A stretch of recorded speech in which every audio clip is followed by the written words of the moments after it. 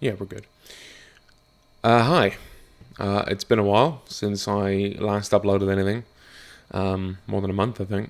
Uh, and I wanted to make a video to explain where I'd been, as much for perhaps my benefit as anybody watching this. I know I haven't got a huge following on YouTube yet, but I have seen that one or two people have subscribed since the last time I was here.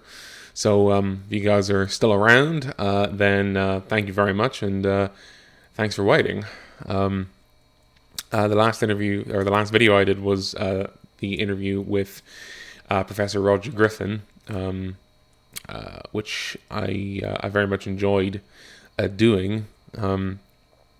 And it's my most viewed and most liked video so far. So seems like some people out there liked it as well, which is good. And then I stopped. I stopped uploading. I stopped creating. And I want to get back to it in some form. And I think that starts by laying out what's been going on in my own life, and treating that as a kind of reset. And as I said, this is as much for probably even more for my benefit than anybody watching. But perhaps somebody comes across this will have been dealing with similar things, going through similar things. Certainly, I know my experiences are not unique at this moment in history. So, laying it out, I've been struggling a lot with my own mental health, as a lot of people have been lately, and indeed over the last year, in this COVID era.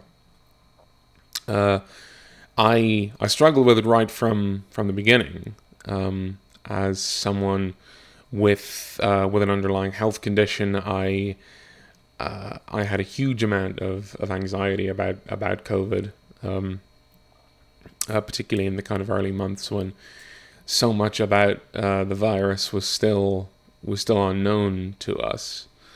And I had a very difficult summer last year, summer 2020,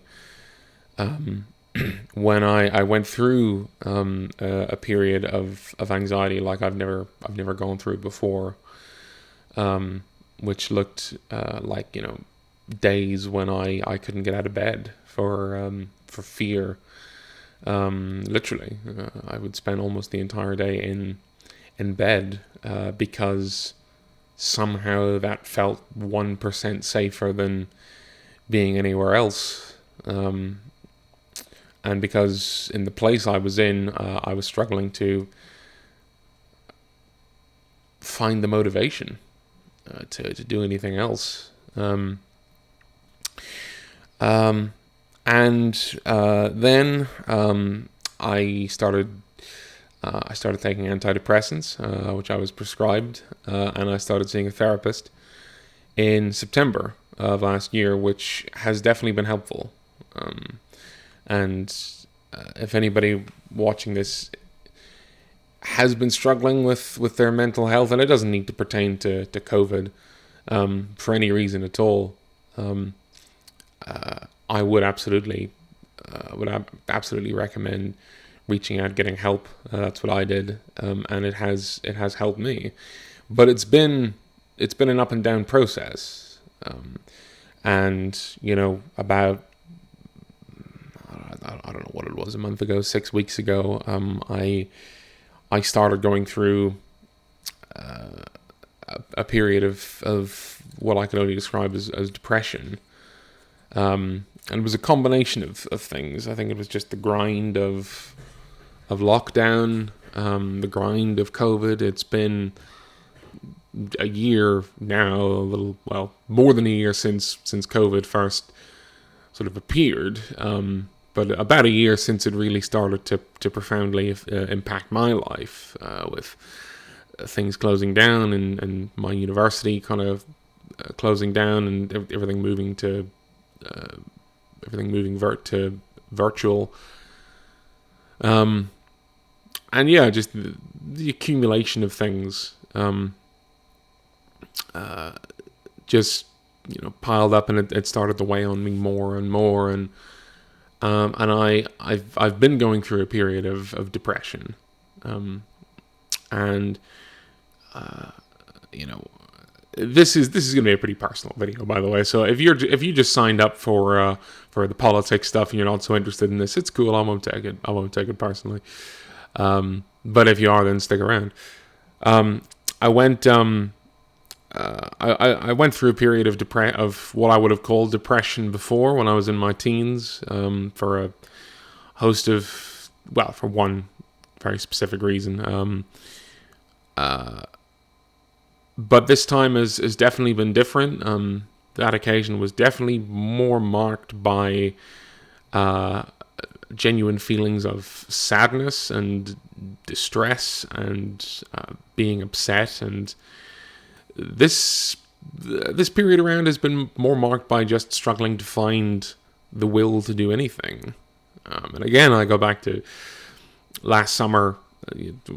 There were a lot of days when I struggled to get out of bed, and I've been going through something similar this time, but it's not for the same reason. It's not because of fear. It's a feeling of what's the point, and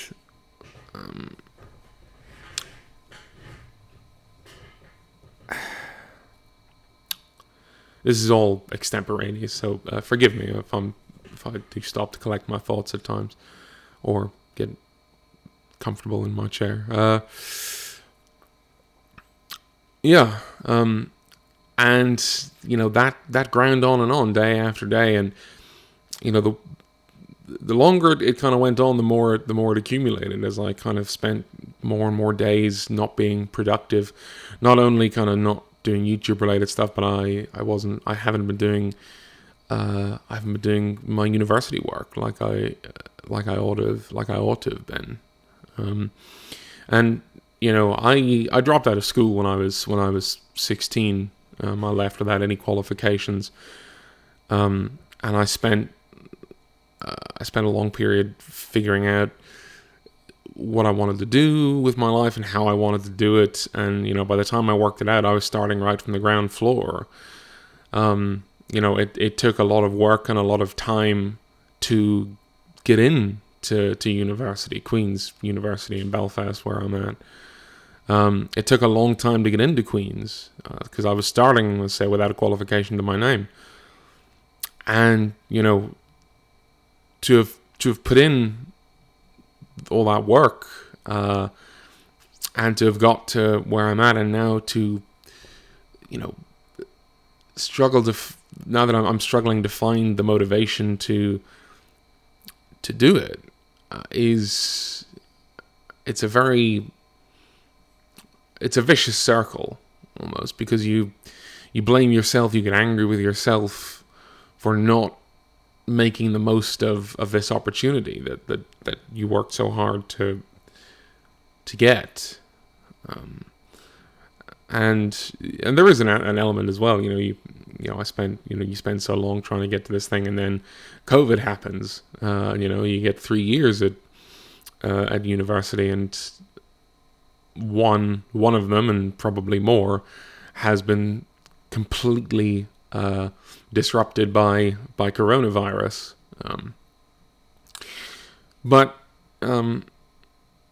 So yeah, I've not been doing what I should. I've not had the motivation. I've not had the desire to get up every day and knuckle down and put in the work. And I'm good at the work. And I enjoy it hugely. When I first got into Queen's, and I had that fire in my belly because I had worked so hard and so long to get in the first place, and the work I was doing and the people I was meeting, and it was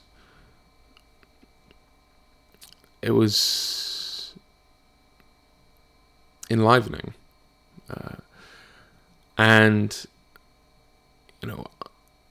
in the lockdown era, I've felt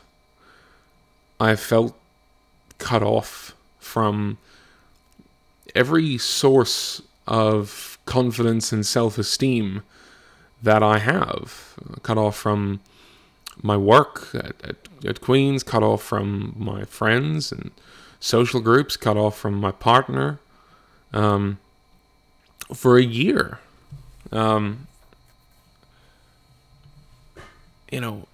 I've been shielding this period, so I've been basically housebound for an entire year, and I know I'm not the only one.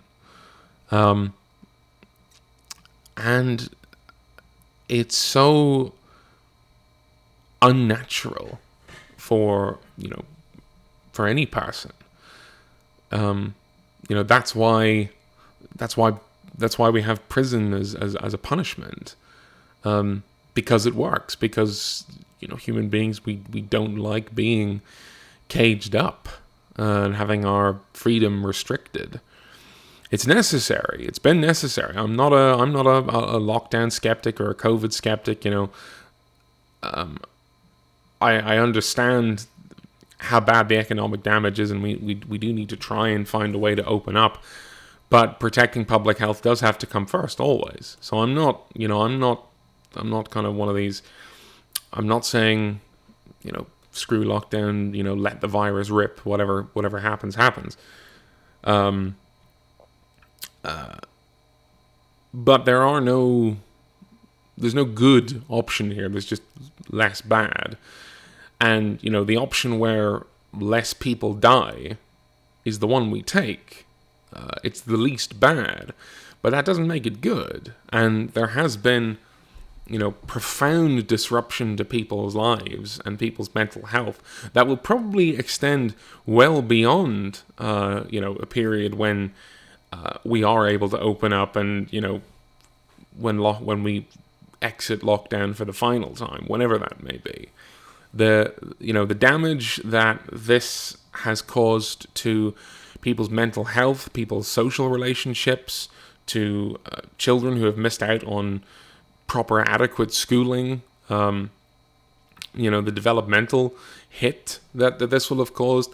This will affect us for years, perhaps decades, after COVID is. Choose my words.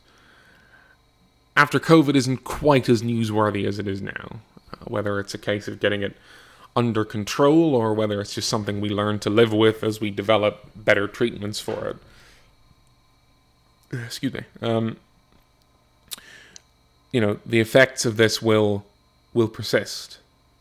That's just the brute reality of it.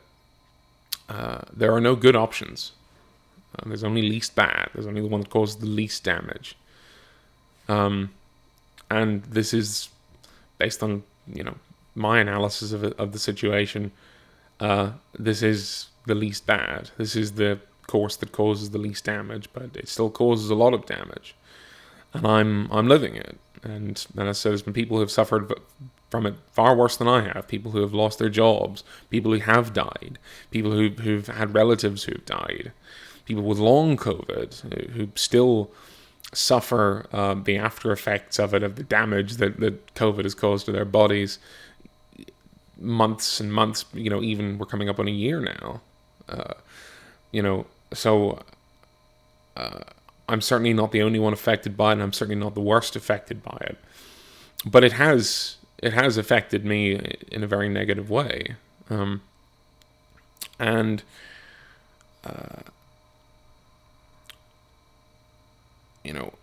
How do you pick up again? Even when if COVID were cured tomorrow, if we had a cure for it, and if everybody took it, and the anti-vax movement evaporated and was never heard from again, and COVID was a thing of the past. How do you pick up again after a year of such profound, acute disruption? And I know people who have got by. I've got friends and I've got family who have got by, and for whom it wouldn't, who would manage the transition back to normal life without too much fuss. But there are people who will be asking themselves that same question. How do you go back to life as it was before? After, a year of disruption.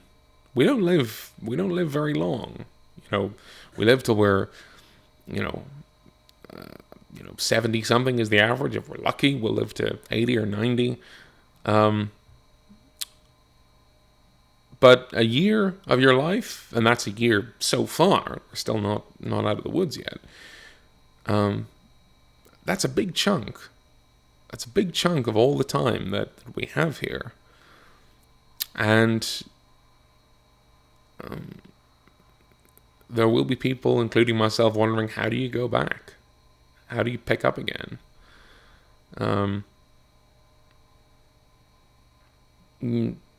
Some people will never be able to. Not in the same way. People who have lost their jobs, will find employment again. People who have lost loved ones, there's never any way to replace that. But, even if, people mourn and they try and move on and make peace with it, that's still a hole that never goes away. People who do kind of find work again and they pick up, will still always carry this period with them. Certainly in my own case, I imagine that as I learn to deal with my kind of health anxiety better, as I have been doing, it's still going to be something that probably will never quite go away. It'll probably be something that I'll always have in the back of my mind to some extent. People with long COVID. We don't know how long. We still don't know how long COVID is. Is it something that's going to cause chronic health problems long term? I don't want to say lifelong, but long term. There are people who have had it for a very long time and still have it. This is COVID is going to be a before and after moment in the lives of everybody who's living through it. And the question is, how do you pick up again after something like that? I don't know the answer. I don't know the answer for myself, let alone anybody else. And the answer will be different for different people because people want different things. We have different goals and different aspirations. And the answer will vary depending on what yours are. But I don't know what the answer is for myself yet. But I know what I want in life. Or at least I have a clear enough idea. I want to do some good in the world, in my own way.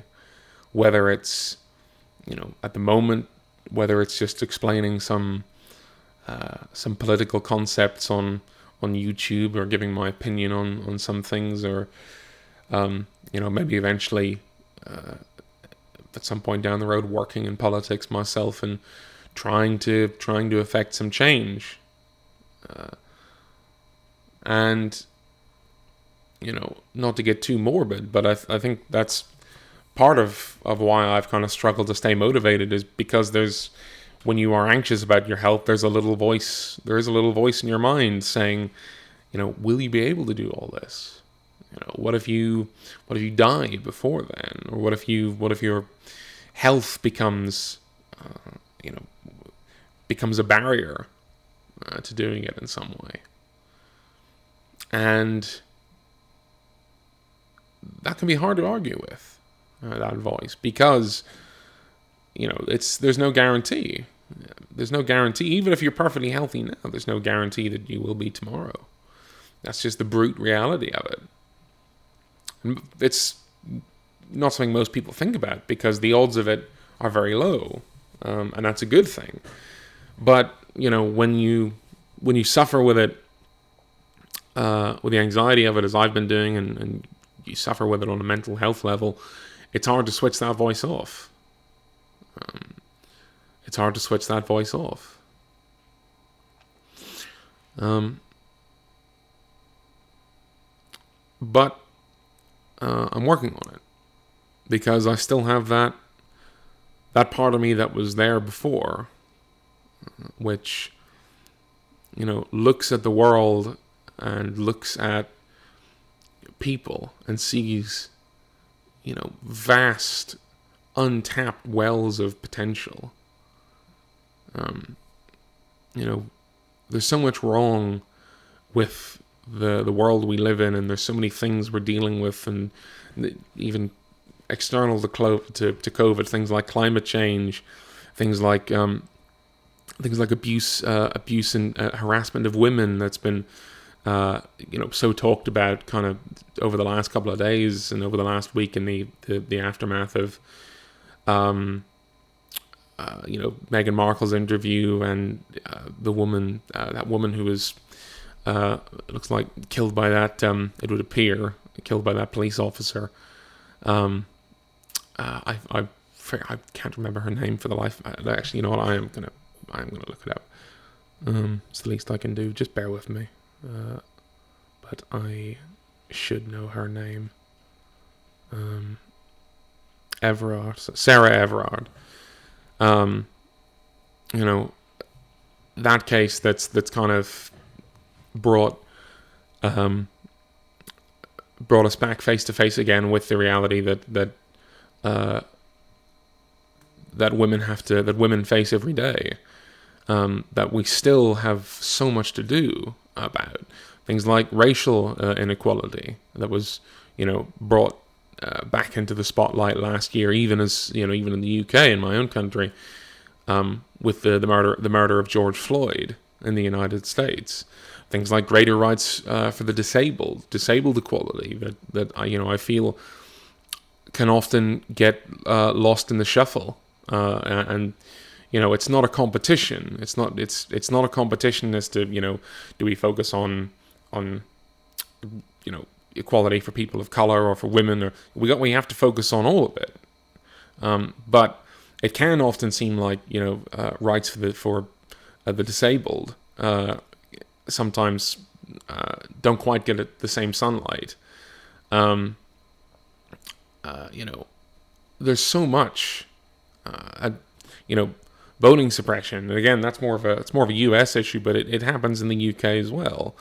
Political reform that the country needs. People feeling left out. People feeling that they are hostages to a political system that isn't working for them and that they can't change. We have so many problems facing us, but I am unshakable in my belief that we can solve them. Look at what's happened in the last year.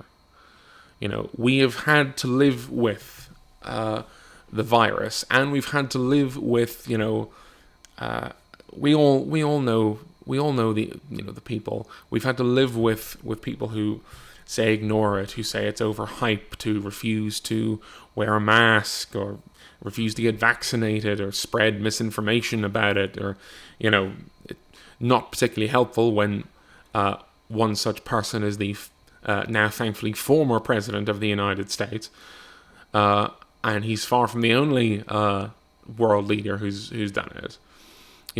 We've had to live with that, and if people watching this are anything like me, it's a I am an optimist, and it's made me question my optimism, because this should have been the thing that brought us all together again after years of infighting about Brexit and about Trump and various other things. This should have been the moment that brought us all together. This should have been the thing, a virus, a mindless, apolitical, non-ideological force of nature that attacked anyone and everyone. Doesn't matter what side you're on, doesn't matter if you're lean left or right politically, whether you voted Remain or Brexit, whether you voted for Trump or Biden or Clinton, whether you're black, white, male, female, everybody. It attacked everybody. It should have been what brought us all together again. And it wasn't. Not quite. It just caused new arguments. Pro-lockdown or anti-lockdown. Pro-mask or anti-mask. Pro-vaccine or anti-vaccine. And that did shake my optimism. And still does. But if you look past that,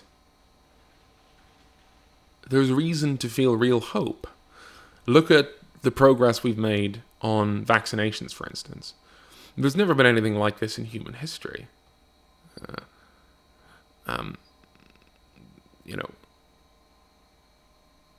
It shows that when the effort and when the financial backing and when the coordination is put in, what our best and our brightest can achieve when they're needed. When you look at the work put in by our doctors and nurses and social workers and carers and everybody involved in healthcare in one way or another over the last year. I have family who work in healthcare, work in our NHS. My partner is a social worker. They're in the trenches, and our government, deemed 1 year on the front lines battling this pandemic was worth a 1% increase in their pay. It's indescribably contemptible. But they do it. And I hope that myself and everybody else are going to put pressure on this government to say this isn't good enough. Because, as I said, these people have been on the front lines. The pandemic has in many ways brought out the worst in the worst people, but it has also brought out the best in the best people. We are capable of great things, humanity. We always have been. We always will be. All the problems I listed, they're solvable. I believe it 100%. Climate change, COVID,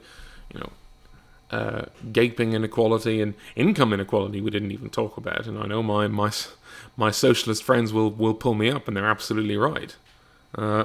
Yawning income inequality, that's a problem we have to fix. But it can be fixed. It can be fixed. And that's what pushes me. And that's what will push me. When the rubber meets the road. As much as I've been struggling to pick myself up, as much as it can feel like I'm running on empty. That's what'll pick me up, and it's what'll pick a lot of people up.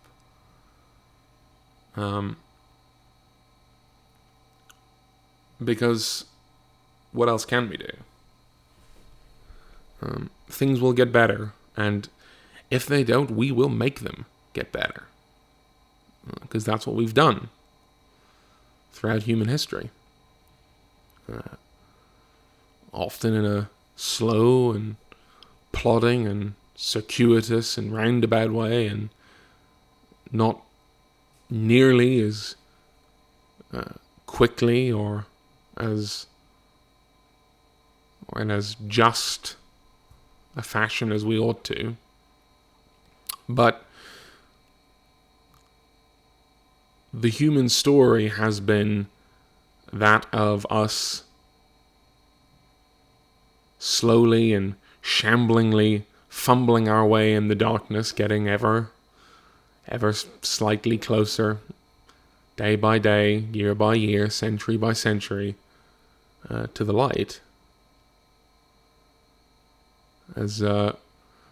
King said, the moral arc of the universe is long, but it bends toward justice, and it's absolutely true. And it's very long. He knew that better than I ever could. It is long. But bend towards justice it does. We've always gotten better. Slowly, agonizingly slowly, but surely things get better. And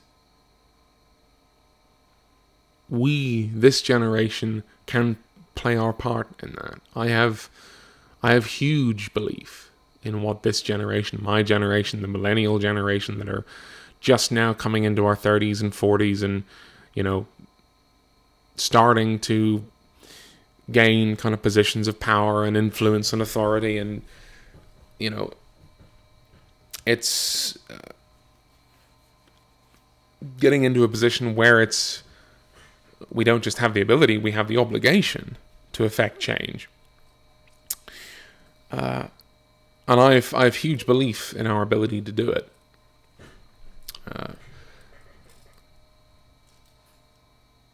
This last year has tested us.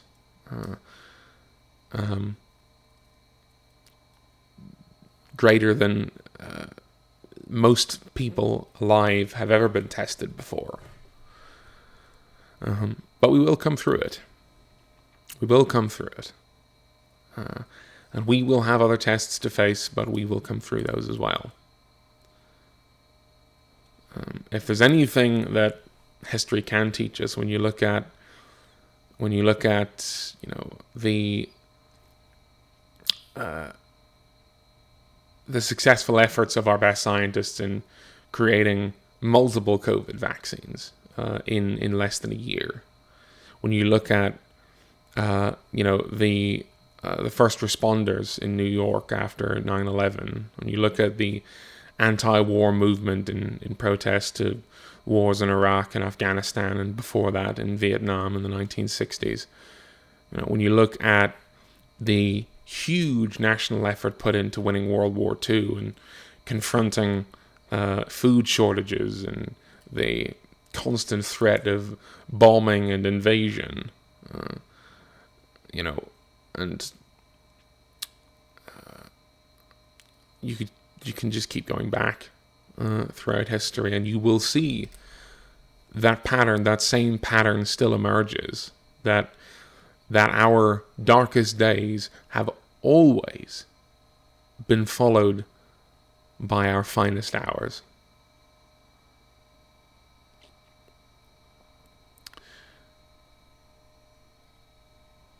And so they will again. So, I'm going to get back in front of a camera, and I'm going to make videos about politics and how it works and what I think you should be happy about and what I think you should be angry about, and what I feel good about and what I feel angry about. And this will be my small, humble contribution to that cause.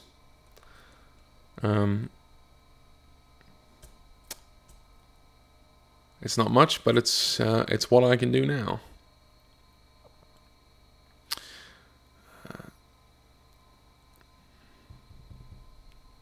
That's it.